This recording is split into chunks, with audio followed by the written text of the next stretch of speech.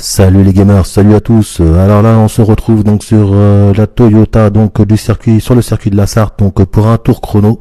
Donc là, on va essayer de démonter un petit peu les temps.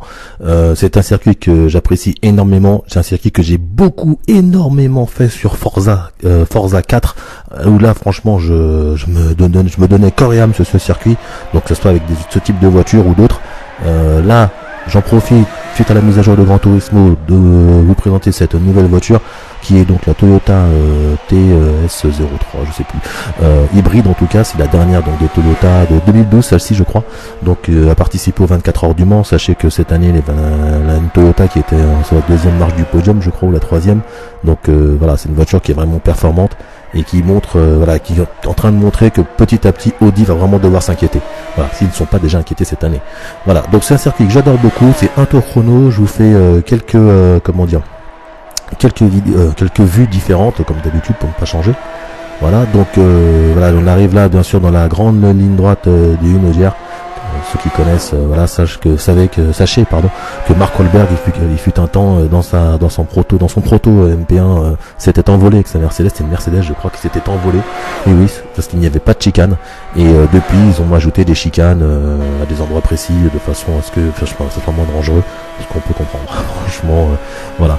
Et voilà. Donc là, je vous ai mis une petite vue intérieure. Alors, vous voyez le volant qui vibre. C'est exactement comme ça que mon main bouge dans la ligne droite. Je vous le promets, sur mon volant.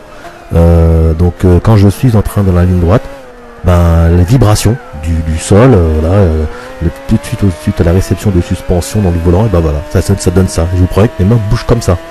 Et alors parfois, à un moment, j'ai fait un tour, ça m'a surpris, et je me suis fait piéger, et la voiture est partie en tête à queue.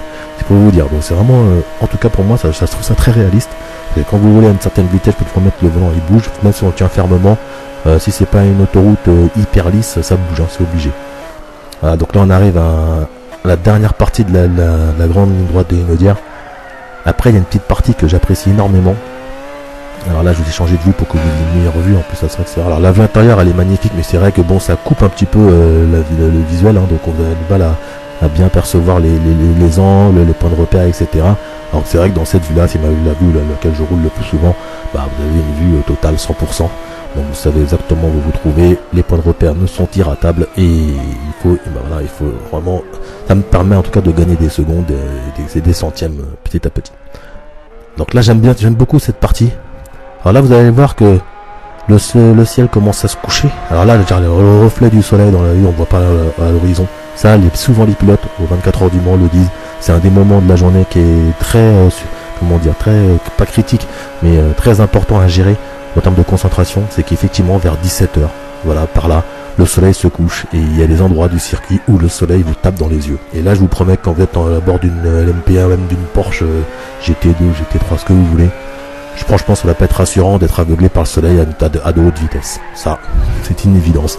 Donc voilà, là vous avez vu, la nuit commence à tomber, les feux se sont allumés. Alors sachez que dans Gran Turismo vous avez la possibilité de gérer vos feux, mais pas quand vous avez configuré la nuit. C'est-à-dire que là j'ai pas configuré, c'était indiqué directement, donc on peut pas les allumer ou les éteindre. Mais si vous faites par exemple une course arcade, vous pouvez faire des appels de phare à quelqu'un. Tout à fait, vous pouvez, j'arrive, je suis derrière toi, appel de phare, pousse-toi, j'arrive.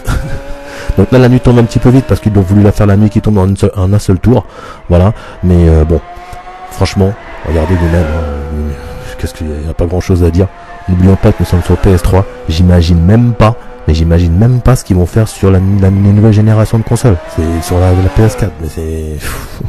Je me dis, ça va être énorme, quoi. Déjà, quand je vois ce que fait Forza 5, qui est franchement magnifique, là, je vous dis, voilà, quoi. Il n'y a pas rien à dire. C'est magnifique. Alors, voilà ce qui va se passer. Là, la vidéo va s'arrêter. Et normalement, je vous ai mis le tour derrière que du caméra embarquée. Voilà, comme on dit le on-board. Voilà, donc là, on reprend ce tour, mais cette fois-ci, que du on-board. Voilà. Donc voilà, et c'est sur quelques mots que je vais vous laisser. Vous allez voir, je vais vous laisser profiter aussi du bruit de la voiture. Franchement, c'est magnifique. Voilà, je vous dis à très bientôt et prenez soin de vous. Allez, à plus.